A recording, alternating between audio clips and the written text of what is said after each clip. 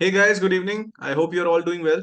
So today is an educational session in which we are going to discuss a very important thing. ठीक है, तो आज हम बहुत ही एक important चीज डिस्कस करेंगे regarding the inside out candles. तो यहाँ पे मैं आपके लिए एक टेक्स्ट बॉक्स बना देता हूँ। तो मैं आज आपको इसका कॉन्सेप्ट तो बताऊंगा ही बताऊंगा कि how does inside out candles help out you. Secondly, हम इसको एक्चुअल मार्केट में यूज कैसे करेंगे, इसलिए मैंने क्या करा यहाँ पे ट्रेडिंग व्यू ही खोल लिया। ठीक है, देयर इज नो पीपीटी और something because I want you to understand it practically. Inside out candles आप ये ऐसे समझ सकते हो कि it's one of the biggest और best entry tool in the market. तो अगर मैं बोलूं ये है क्या, basically this is nothing but best entry tool in the market. एक एंट्री के लिए टूल है, ये एंट्री के लिए इस्तेमाल करते हैं हम इनसाइड आउट कैंडल्स को। नाउ मेजर थिंग इज इसको यूज कैसे करते हैं, किस तरह से इसको आइडेंटिफिकेशन किया जाता है, तो ये सारी चीजें हम डिस्कस करेंगे। तो सबसे पहले हम इसको एक कंसेप्चुअल एग्जांपल के तौर पे सीखेंगे कि एक्चुअली इनसाइड आउट कैंडल्स कैसी दिखती हैं। So let's say this is a big green candle in front of. अब ये जो बड़ी सी ग्रीन कैंडल है, इसको बोलते हैं मारुबोजू कैंडल।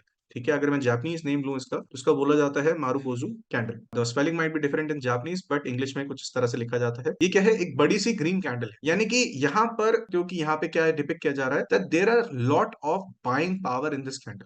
यहाँ पर क्या है, बहुत बड़ी बाइंग पावर है, तभी इसे एक तरह से बुलिश कैंडल भी कहा जाता है, मारुबोजू कहा जाता है, या एक स्ट्रॉन्ग यू कैन से बाइंग कैंडल कहा जाता है। क्योंकि जितनी बड़ी बॉडी होती है कैंडल की, जो कैंडल स्टिक्स होती है उनके दो पार्ट्स होते हैं। एक तो विक्स होती है, जैसे ये अपर विक है और ये डाउन विक है, और मेजरली ये बीच में बॉडी होती है। तो जब बॉडी बहुत बड़ी होती है that means the confidence is being shown in the market. अगर मैं यहीं पे एक कैंडल ड्रॉ करूं जिसकी बड़ी सी रेड बॉडी है लाइक दिस, तो ये क्या है, ये सेलर्स की स्ट्रेंथ को शो कर रही है। So this is also marubozu and this is also marubozu. तो कोई भी बड़ी जो कैंडल होती है उसे मारुबोजू बोलते हैं। बेसिकली ग्रीन कैंडल होती है तो हम उसे बुलिश मारुबोजू कहते हैं, और अगर रेड कैंडल होती है तो उसे रेड मारुबोजू कहा जाता है। यानी कि यहाँ पर क्या है, यहाँ पे सेलर्स का स्ट्रेंथ जो है वो डिपिक्ट हो रहा है। यहाँ पर सेलर जो है वो बहुत ताकतवर है। ठीक है, एंड जो यहाँ पे ग्रीन कैंडल है वो यहाँ पर हमारा बायर जो है वो बहुत पावरफुल है। तो इसको ध्यान रखने वाली बातें होती हैं। वाई? बिकॉज जब भी हम मार्केट में ट्रेड करना चाहते हैं तो सबसे पहला जो क्वेश्चन आता है ना, वो ये आता है, who is dominating the market. Question में क्या लिखना है आपको, who is dominating in the market. अब ऐसा क्यों है, क्यों हमें पता करना होता है कि मार्केट में कौन डोमिनेट कर रहा है। अगर मार्केट में आप ये समझो कि बायर डोमिनेट करेगा, अगर मार्केट में बायर डोमिनेट करेगा तो प्राइस कहां जाएगा, ऊपर जाएगा या नीचे जाएगा। Price will always go to the upside, something like this. तो प्राइस हमेशा एक अपस्विंग में ही रहेगा। सिमिलरली अगर मार्केट में सेलर डोमिनेट करने की कोशिश करेगा तो क्या होगा, यहां पर मार्केट में आपको हमेशा डाउन साइड मोमेंटम ही दिखेगा। इसी वजह से हमें ये देखना होता है या ये आइडेंटिफाई करना होता है कि मार्केट में कौन बायर या सेलर है, वो कौन सा पार्टी जो है आपकी वो डोमिनेट कर रही है। तो हमेशा बायर डोमिनेशन पे क्या होता है, हम हमेशा बाइंग एंट्रीज को ढूंढने की कोशिश करते हैं। अगर सेलर डोमिनेट कर रहा है मार्केट में तो हम हमेशा सेलिंग अपॉर्चुनिटीज ढूंढने की कोशिश करते हैं। Now what happens with the inside out candles. तो यहाँ पे हमने समझा कि ये जो मारुबोजू होती है ये हमें क्या बता रही है, डोमिनेशन बता रही है। Now inside out candle is something like it's a two candlestick pattern. तो एक तो कैंडल आपको कुछ ऐसी दिखेगी एंड सेकंड कैंडल आपको इसके सामने कुछ इस तरीके से दिखेगी। ऐसा हो सकता है ये शायद ग्रीन भी हो या रेड भी हो, बट प्रेफरेबल हमेशा क्या होती है, रेड ही होती है। जो इनसाइड आउट कैंडल्स होती हैं वो रेड होती हैं, ऑपोजिट कलर की होती हैं। तो अगर इसके आगे में जो इनसाइड आउट कैंडल दिखेगी तो किस तरह से दिखेगी,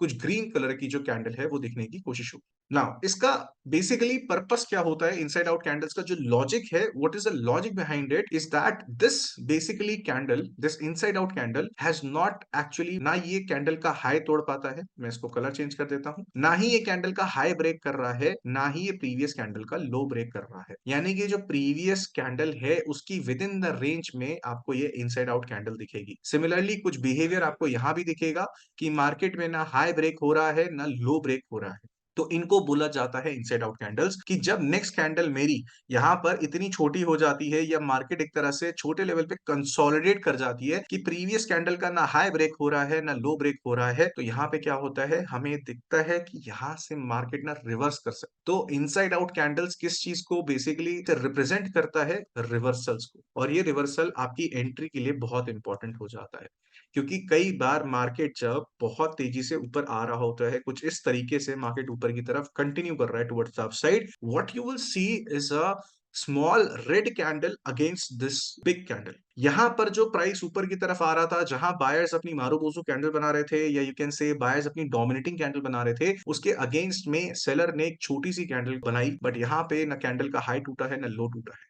हाई प्रोबेबिलिटी होती है कि अगर इस कैंडल का लो टूट जाता है, if the low of this candle breaks out, then you can take a sell entry something like this, putting a stop loss on the high of this Marubozu candle or a conservative stop loss on the high of this candle. Now अभी यहाँ पे बहुत बड़ा लग रहा होगा, but जब reality में जब कैंडल्स बनती हैं तो बहुत छोटी बनती है, ठीक है ना। ये जो इनसाइड आउट कैंडल होती है छोटी बनती है, और यहाँ से आप अपना जो रिस्क रिवॉर्ड है वो मेंटेन कर सकते हो। Now this is a very very good opportunity which happens very few times in the market, but whenever it happens the winning ratio of this type of pattern in the market is more than 80%, यानी कि 80% से ज्यादा आपका यहाँ पर winning ratio होता है अगर आप सही से इस कैंडल को आइडेंटिफाई कर पाते हो, इस पैटर्न को, और उसके बेस पे ट्रेडिंग कर पाते हो, ठीक है। तो यहाँ पे जो रिवर्सल है वो यहाँ पे कैच हो रहा है, और रिवर्सल कैसे कैच कर रहे हैं, जब हमें बड़ी डोमिनेटिंग कैंडल दिखती है, मारूबोजू कैंडल दिखती है, उसके अगेंस्ट में एक ऑपोजिट कलर की एक कैंडल बनती है जो कैंडल का ना हाई तोड़ती है ना लो तोड़ती है, और यहाँ से मार्केट क्या होता है, रिवर्सल नेचर में जाता है। सिमिलरली अगर मैं इस एग्जांपल की बात करूं कि मार्केट बहुत तेजी से नीचे आ रहा था और उसने एक और मारूबोजू टाइप कैंडल यहाँ पे बनाई, लेकिन उसके आगे बायर्स ने अगेंस्ट में यहाँ पे ग्रीन एक छोटी सी कैंडल बनाई, इनसाइड आउट कैंडल, कई लोग इसे मदर बेबी कैंडल भी बोलते हैं, या फिर अगर मैं जापानीज में बोलूं तो इसे हरामी कैंडल्स बोला जाता है। तो अगर ऐसी कोई कैंडल बनाई गई है तो यहाँ से हम बाय अपॉर्चुनिटी ले सकते हैं on the breakout of this